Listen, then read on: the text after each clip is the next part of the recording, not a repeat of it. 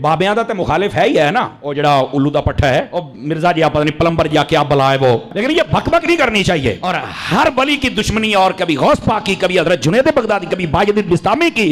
मतलब बंदे को कुत्ता होना चाहिए, पर इंटरनेशनल कुत्ता तो नहीं ना होना चाहिए। सारे ही पै गए हैं। मेरे पास क्लिप किसी दोस्त ने भेजा, कह रहे ए मां ते शाही कोई नहीं, मां के बारे में, मां ते शाही कोई नहीं, मां क्या शाह बे, ओहो मुझे तब समझ आई। मैं समझता था ये तो सिर्फ प्यो कोई नहीं, ये तो मां भी कोई नहीं, ये तो खोती का पुत्र लगता है मैनू, ये तो किसी जानवर का बच्चा है यार। तेरी मां ही तेन पूछ लैंदी, पहले बुजुर्गों का मुखालिफ बने, हुण तू मैनू पै गया यार। ऐसा यतीमुल इल्म यजीदुल फिक्र खबीसुन नस्ल वल अस्ल वल अक्ल मुतमइन कमीना इंटरनेशनल बेगैरत। पता क्या कहता है ये सियूती? क्या है सियूती?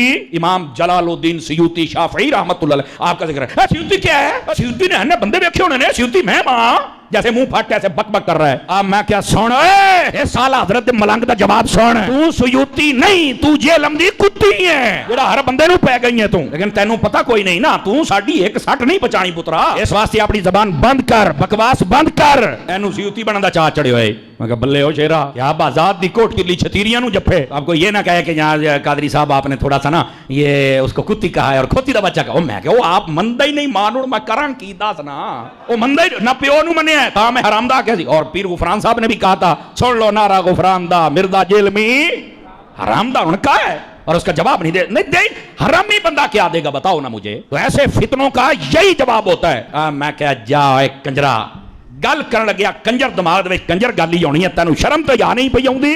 और अब तो इस महीना, एक महीने के अंदर जितना ये नंगा हुआ है ना, और जितना ये एक्सपोज हुआ है, मैं कहता हूं अगर ये बेगैरत और कमीना और हरामी ना हो तो ये वैसे ही मर जाए, अगर हलाली हो तो। इतना ज्यादा जलील हुआ है।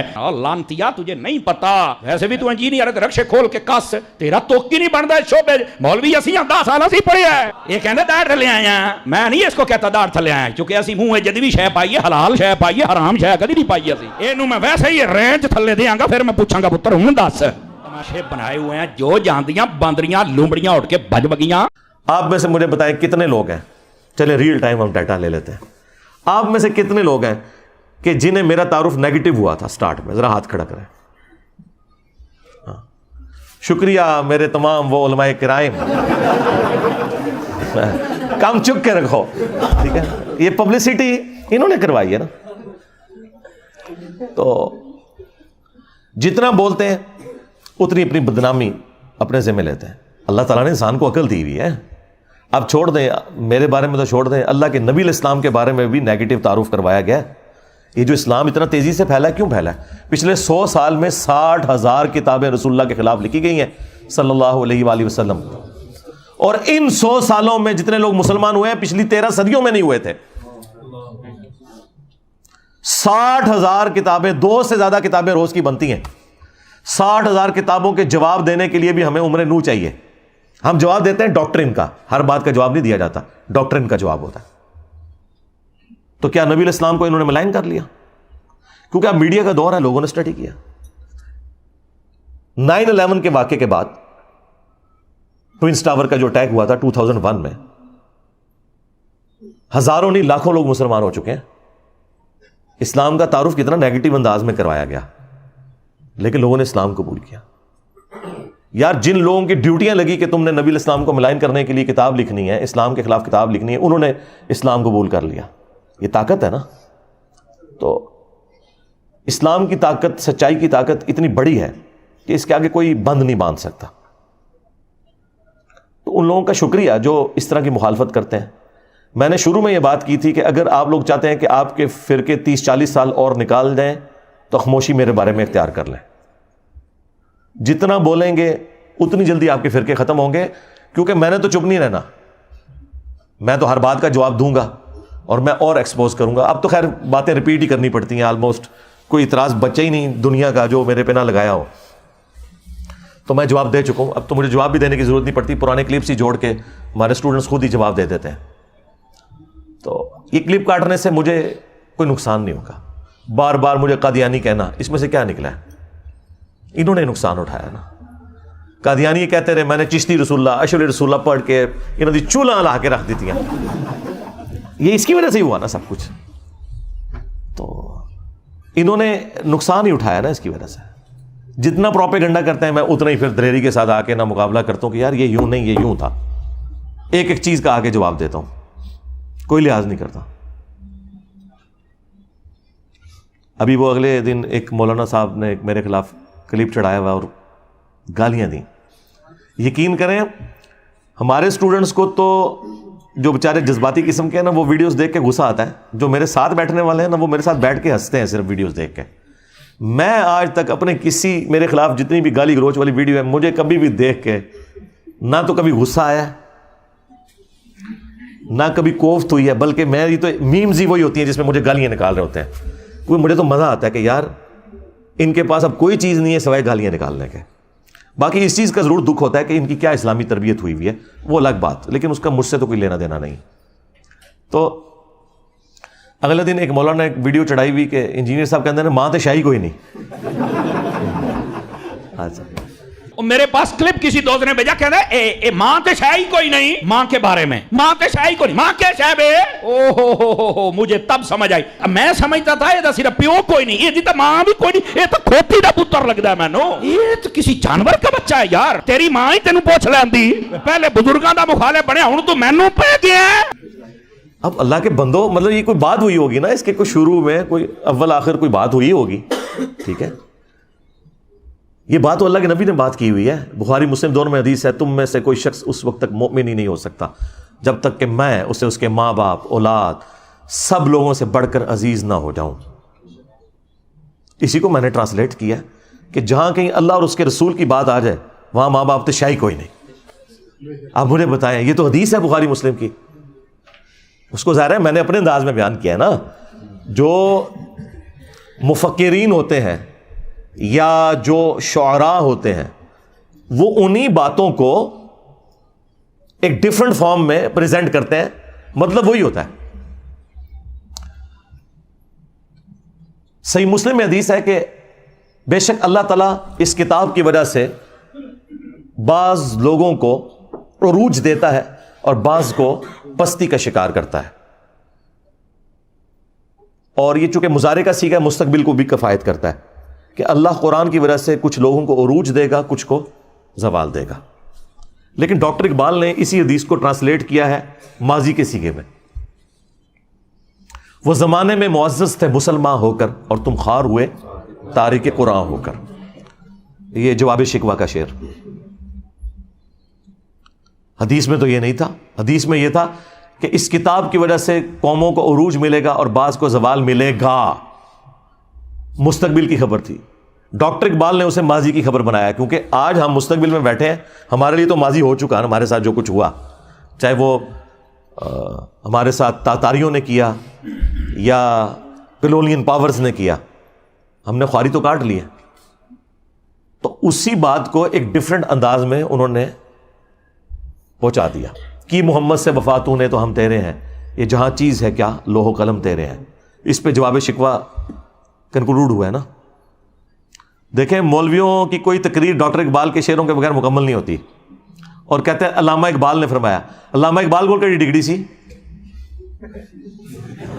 دسو. ہاں تمہارے بڑے بڑے مفتی علامہ اقبال کو کوٹ کرتے ہیں اور علامہ کہتے ہیں. علامہ تو وہ نہیں تھے, وہ تو ڈاکٹر تھے. فلسفی میں انہوں نے پی ایچ ڈی کی ہوئی تھی. دین انہوں نے اسی طرح حاصل کیا جس طرح میں نے. بہرحال میں نے تو الحمدللہ جس لیول کے اوپر آپ کے سامنے بیان کیا ہے, تو ڈاکٹر اقبال نے بھی ویسے بیان نہیں کیا کہ آپ کو آیات یا حدیث کے کوئی حوالے بتائے ہوں, لیکن ان حوالے تک علامہ اقبال کہنے نے انہوں تک کہنا چھوڑ دیں کہ محمد سے وفا تو نے تو ہم تیرے ہیں, یہ جہاں چیز ہے کیا لوح و قلم تیرے ہیں. یہ اللہ کی طرف سے انہوں نے جواب دیا کہ اگر تو نے میرے نبی کے ساتھ وفا کی نا اے امت محمدیہ صلی اللہ علیہ وآلہ وسلم, پھر ہم تیرے ہو جائیں گے. اور یہ دنیا تو کوئی چیز نہیں, لوح و قلم پہ بھی فیصلے پھر تمہاری دعاؤں کے اوپر ہوں گے اگر تم میرے نبی کے وفادار رہے.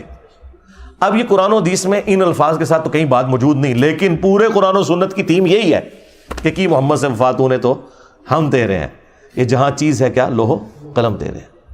لہٰذا وہ حدیث کہ تم مومن ہی نہیں ہو سکتے جب تک کہ میں تمہیں تمہارے ماں باپ اولاد سب لوگوں سے بڑھ کر عزیز نہ ہو جاؤں, یہ حدیث پڑھ کے اس کی جب تھیم بیان کرے انسان, ان لوگوں کو سمجھائے کہ جن کی مائیں کہتی ہیں کہ اگر تو نے داڑھی نہ کٹائی تو میں دودھ نہیں بخشوں گی, اور زبردستی وہ بچوں کی داڑیاں مڑوا کے اپنے لیے بھی جہنم کا سبب کرتی ہیں اور اپنی اولاد کو بھی جہنم میں دھکیلتی ہیں,